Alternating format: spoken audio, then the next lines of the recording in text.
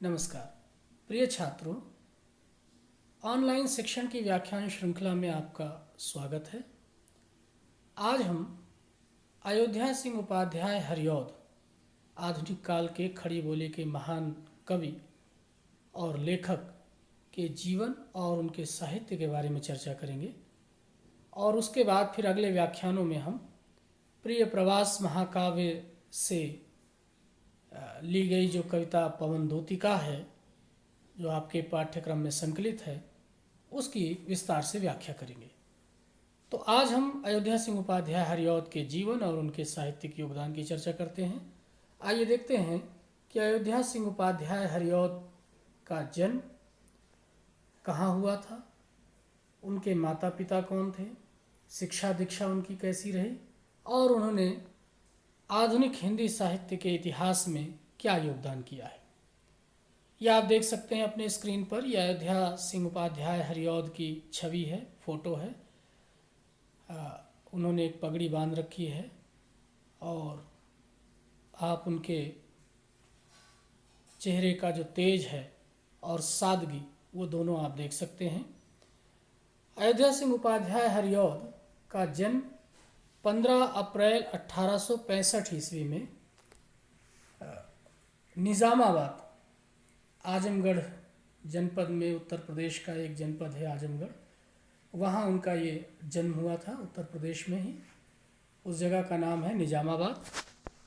और मृत्यु आप देख सकते हैं कि 1947 ईस्वी में होली के दिन हुई थी। भारत की आज़ादी का जो वर्ष था, उस आज़ादी से पहले ही अगस्त में आज़ादी मिली, लेकिन इनका होली में, तो होली संभवतः मार्च और फरवरी मार्च के बीच में हुई होगी, तो उस समय इनका देहावसान हो गया था। अयोध्या सिंह उपाध्याय हरिऔध आधुनिक काल के किस युग के कवि हैं, लेखक हैं, ये आप देख सकते हैं कि ये आधुनिक काल के द्विवेदी युग के कवि हैं। आपने इतिहास तो पढ़ा ही है हिंदी साहित्य का, और इससे पहले कई व्याख्यानों में हमने हिंदी साहित्य के इतिहास की चर्चा भी की है, जिसमें आपने पढ़ा है आदिकाल, भक्तिकाल, रीतिकाल और आधुनिक काल। और फिर आधुनिक काल के अंदर भी कई विभाग हैं, जिनमें से पहला है भारतेंदु काल या भारतेंदु युग, और दूसरा है फिर द्विवेदी युग। तो द्विवेदी युग के प्रमुख कवियों में से एक हैं अयोध्या सिंह उपाध्याय हरिऔध। इस बात को याद रखना है कि अयोध्या सिंह उपाध्याय हरिऔध आधुनिक काल के द्विवेदी युग के या द्विवेदी काल के कवि हैं, रचनाकार हैं, साहित्यकार हैं। आप उनकी कविताओं के बारे में देखें तो एक महाकाव्य है उनका प्रिय प्रवास, जिसकी कुछ पंक्तियाँ, कुछ अंश पवन दूतिका के रूप में आपके पाठ्यक्रम में रखा गया है। वैदेही वनवास भी उनका काव्य ग्रंथ है, और काव्योपवन, रस कलश, बोलचाल, चोखे चौपदे, चुभते चौपदे, चौपदे का मतलब है 4 पंक्तियों की रचनाएं हैं ये, पारिजात, कल्पलता, मर्म स्पर्श, पवित्र पर्व, दिव्य दोहावली, हरिऔध सतसई, ये सारी इनकी काव्य रचनाएं हैं। उपन्यास भी एक इन्होंने लिखा है, ठेठ हिंदी का ठाठ। ये जो ठेठ हिंदी का ठाठ उपन्यास है, ये बड़ा रोचक उपन्यास है। इस अर्थ में प्रिय छात्रों ये रोचक है कि इसमें अयोध्या सिंह उपाध्याय हरिऔध ने ये प्रयास किया है कि इस उपन्यास में जो भाषा रखी जाए वो न संस्कृत की भाषा हो, संस्कृत शब्दों से युक्त हो, और न अरबी फारसी या उर्दू के शब्दों से युक्त हो, वो ठेठ हिंदी की भाषा हो। तो अगर आप इस उपन्यास को पढ़ें तो आप पाएंगे कि इसमें इन्होंने जो संकल्प लिया था, उस संकल्प का काफ़ी निर्वाह किया है। न तो उर्दू के शब्द इस उपन्यास में आए हैं और न संस्कृत की शब्दावली आई है। जो हिंदी में प्रचलित सहज और सरल भाषा है, उसमें ये सारा का सारा उपन्यास लिखा है। दूसरा उपन्यास उनका अधखिला फूल है। एक नाटक भी लिखा है, आप देख सकते हैं, रुक्मिणी परिणय। रुक्मिणी परिणय ये नाटक है, इसे आप देख सकते हैं। और ललित निबंध भी हैं इनके, संदर्भ सर्वस्व, आत्मकथात्मक, स्वयं के जीवन के बारे में एक ग्रंथ है इनका, इतिवृत्त उसका नाम है, वो भी आप देख सकते हैं। आलोचना के संदर्भ में अगर हम बात करें तो इन्होंने हिंदी भाषा और साहित्य का विकास एक पुस्तक लिखी है, और विभूतिमती ब्रजभाषा, ब्रजभाषा का क्या महत्व है, ब्रजभाषा किस प्रकार से कविता के क्षेत्र में एक महत्वपूर्ण स्थान रखती है, उसके बारे में भी इसमें चर्चा है। और कबीर के संदर्भ में पहले भी चर्चा की जा चुकी है। आपने देखा होगा कि कबीर की कविताओं का इन्होंने संपादन किया था, कबीर वचनावली के नाम से, कबीर वचनावली। और ये जो है पहला संपादन आप कह सकते हैं। इसके बाद फिर डॉक्टर श्याम सुंदर दास ने कबीर की कविताओं को एक ग्रंथावली में संकलित किया था, लेकिन इन्होंने भी प्रयास किया था और कबीर की रचनाओं को एक ग्रंथ के रूप में पहली बार प्रस्तुत करने का इनका महत्वपूर्ण योगदान रहा है। उससे पहले भी कबीर की कविताएं अंग्रेजी में भी छप चुकी थीं। गुरुदेव रविंद्रनाथ टैगोर ने 100 पोएम्स ऑफ कबीर करके उनका एक संकलन प्रकाशित कराया था, लेकिन हिंदी में कबीर वचनावली का महत्व है। पुरस्कार और सम्मान अगर हम देखें तो हिंदी साहित्य सम्मेलन के सभापति बने ये 1922 ईस्वी में, और हिंदी साहित्य सम्मेलन के 24वें अधिवेशन दिल्ली में भी ये सभापति रहे। और 12 सितंबर 1937 ईस्वी को नागरिक प्रचारिणी सभा आरा की ओर से राजेंद्र प्रसाद द्वारा अभिनंदन ग्रंथ जो भेंट किया गया था वो इन्हें उपलब्ध कराया गया। और प्रिय प्रवास जो इनका महाकाव्य है, जिसे हिंदी खड़ी बोली का पहला महाकाव्य भी कहा जाता है, उस पर मंगला प्रसाद पुरस्कार 1938 ईस्वी में इन्हें प्राप्त हुआ था। मंगला प्रसाद पुरस्कार पुराने समय का एक बड़ा ही प्रतिष्ठित पुरस्कार माना जाता था, तो प्रिय प्रवास को ये दिया गया और ये एक सम्मान की बात कही जा सकती है। इसके अलावा आप देखें कि जो प्रिय प्रवास है ये खड़ी बोली का पहला महाकाव्य है। और अब हम चर्चा करते हैं अयोध्या सिंह उपाध्याय हरिऔध की कविता और उनकी भाषा और उनके साहित्यिक योगदान पर। प्रिय छात्रों, अयोध्या सिंह उपाध्याय हरिऔध हिंदी साहित्य के इतिहास में इस बात के लिए विशेष रूप से याद किए जाएंगे और किए जा रहे हैं कि उन्होंने द्विवेदी युग में पहली बार इस चुनौती को स्वीकार किया कि खड़ी बोली में भी सुंदर उत्कृष्ट कविताएं रची जा सकती हैं। आपने हिंदी साहित्य का इतिहास पढ़ते हुए ये जाना है कि आधुनिक काल से पूर्व हिंदी साहित्य में काव्य भाषा मुख्य रूप से 2-3 थीं। पहली थी राजस्थानी, जिसमें अगर खड़ी बोली का भी कुछ पुट रहता था तो उसे डिंगल कह दिया जाता था, और ब्रज भाषा का कुछ पुट होता था तो उसे पिंगल कह दिया जाता था। और दूसरी फिर मध्यकाल की जो भाषा रही, आज भक्ति काल की भाषा रही, वो रही ब्रज भाषा, और दूसरी उसकी सहयोगी भाषा भी रही अवधी। इन दोनों ही भाषाओं में विपुल साहित्य रचा गया, काफ़ी बड़ा साहित्य रचा गया। खड़ी बोली में गद्य मिलता है, ब्रजभाषा में भी गद्य मिलता है। खड़ी बोली का ऐसा नहीं था कि लोक में खड़ी बोली का प्रचलन न रहा होगा, उस समय भी था, लेकिन वो हिंदी क्षेत्र में काव्य की भाषा उस समय तक नहीं बन पाई थी।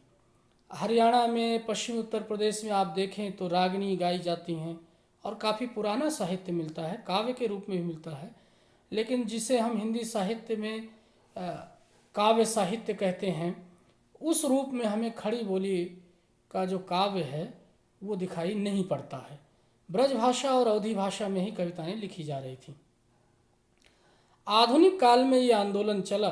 1900 ईस्वी में खड़ी बोली को देवनागरी लिपि में अंग्रेज़ों ने कचहरी कोर्ट की भाषा भी स्वीकार कर लिया था, और भारतेंदु हरिश्चंद्र सहित अनेक उस समय के हिंदी के लेखक कवि आंदोलन कर रहे थे कि सरकारी कामकाज में भी हिंदी भाषा को प्रतिष्ठा दी जानी चाहिए, क्योंकि उससे पहले फारसी और बाद में फिर उर्दू का महत्व अधिक हुआ करता था सरकारी कार्यों में। तो इस दृष्टि से अगर देखा जाए तो जो आधुनिक काल है उसी में खड़ी बोली का प्रसार हमें दिखाई पड़ता है।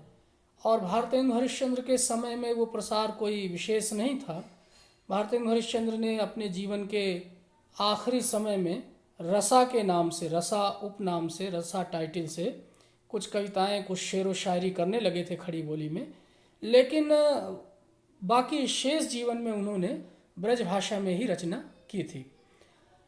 अयोध्या सिंह उपाध्याय हरिऔध ने ये चुनौती स्वीकार की और एक बड़ा आंदोलन चला था कि खड़ी बोली में कविताएं अगर लिखी जाएं तो वो उतनी मधुर, आकर्षक और मार्मिक नहीं होती हैं, थोड़ी कर्कश ध्वनि रहती है, भाषा थोड़ी जटिल दिखती है, सुनने में उतनी प्रिय नहीं लगती है, कर्ण प्रिय नहीं लगती, मधुर नहीं लगती है। तो और अब ये देखिए, आपकी गद्य की भाषा तो खड़ी बोली हो गई और काव्य की भाषा भी ब्रजभाषा और अवधी चल रही थी। तो एक ही साहित्य के लिए दो तरह की भाषाओं का प्रयोग किया जाना ये उचित नहीं था। इससे भाषा का प्रसार अवरुद्ध हो रहा था और कई तरह की समस्याएं खड़ी हो रही थीं। ऐसी स्थिति को ध्यान में रखते हुए खड़ी बोली को लेकर के एक आंदोलन चला कि भाई काव्य की भाषा भी खड़ी बोली होनी चाहिए। तो उस आंदोलन को मजबूती प्रदान करने में अयोध्या सिंह उपाध्याय हरिऔध का बड़ा हाथ रहा। उन्होंने केवल आंदोलन में भाग नहीं लिया, बल्कि उन्होंने रचनात्मक रूप से खड़ी बोली को काव्य की भाषा बना करके एक उदाहरण प्रस्तुत किया और उन्होंने दिखलाया कि देखिए, खड़ी बोली में भी ब्रज भाषा के समान ही मधुर काव्य लिखा जा सकता है। तो उन्होंने हिंदी का जो पहला महाकाव्य है खड़ी बोली का, प्रिय प्रवास, वो लिखा। और ये केवल खड़ी बोली का पहला महाकाव्य ही नहीं है, इसमें कई चीज़ें पहली बार हैं। जैसे इन्होंने अतुकांत कविताएं लिखी। अतुकांत का मतलब होती हैं कि जिनका अंत एक जैसे स्वर से नहीं होता है। जैसे आप चौपाई और दोहा देखते हैं तो उनका अंत एक जैसे स्वर से ही होता है। अगर पहली पंक्ति में आई आया है तो दूसरी पंक्ति में भी ई आएगा, आ आया है तो दूसरी पंक्ति में भी आ आएगा। अयोध्या सिंह उपाध्याय हरिऔध ने अतुकांत कविताएं की। आप प्रिय प्रवास की कविताएं पढ़ेंगे तो सारी अतुकांत है। उनका अंत एक जैसा नहीं मिलता, एक जैसे स्वर से अंत नहीं होता है। प्रत्येक पंक्ति का अंत अलग अलग तरह के स्वरों से होता है। दूसरी बात, खड़ी बोली में वृत्त में, छंद में नहीं, वृत्त में, वृत्त जो संस्कृत के वृत्त हुआ करते थे, जैसे इंद्र वज्रा, उपेंद्र वज्रा, द्रुत विलंबित, मालिनी, शिखरणी, मंदाक्रांता, ये छंद संस्कृत के छंद हुआ करते थे। इनमें संस्कृत में श्लोक लिखे गए थे, पद्य लिखा गया था। इनका प्रयोग खड़ी बोली महाकाव्य में, खड़ी बोली कविता में अयोध्या सिंह उपाध्याय हरिऔध ने किया है। ये भी एक तरह से पहली बार है। अगर खंड काव्य की दृष्टि से देखें तो मैथिली शरण गुप्त ने पहले ही खंड काव्य खड़ी बोली में लिख दिया था, लेकिन महाकाव्य पहला है जो प्रिय प्रवास के रूप में हमारे सामने दिखलाई पड़ता है। तो इस दृष्टि से अयोध्या सिंह उपाध्याय हरिऔध का अपना विशेष महत्व है। एक बात और इनके साहित्य की चर्चा की जा सकती है, वो ये है कि प्रिय प्रवास और इनकी दूसरी कविताओं को भी अगर हम देखें तो उसमें संस्कृत पदावली का प्रयोग बहुत अधिक दिखाई पड़ता है। सारी जो प्रिय प्रवास रचना है उसमें संस्कृत शब्दावली बहुत है, उसकी प्रबलता है, उसकी बहुलता है, संस्कृत निष्ठ है वो भाषा। लेकिन संस्कृत निष्ठ होते हुए भी ऐसे मार्मिक अंश भी उसमें दिखाई पड़ते हैं जहाँ वो भाषा जटिल नहीं प्रतीत होती है, बड़ी रोचक और बड़ी मार्मिक प्रतीत होती है। तो भाषा कैसी है? खड़ी बोली है। संस्कृत बहुला है, वो संस्कृत बहुला का अभिप्राय संस्कृत के शब्द अधिक हैं। दूसरी बात, अतुकांत है।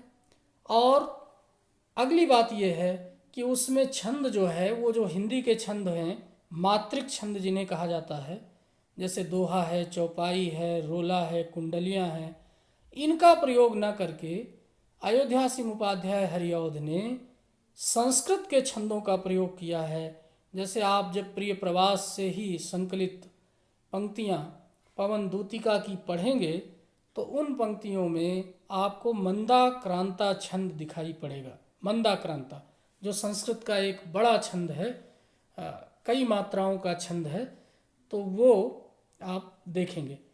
छंद मात्रिक और वर्णवृत्त में क्या अंतर होता है? छंदों के दो रूप होते हैं, मात्रिक छंद और वर्णवृत्त।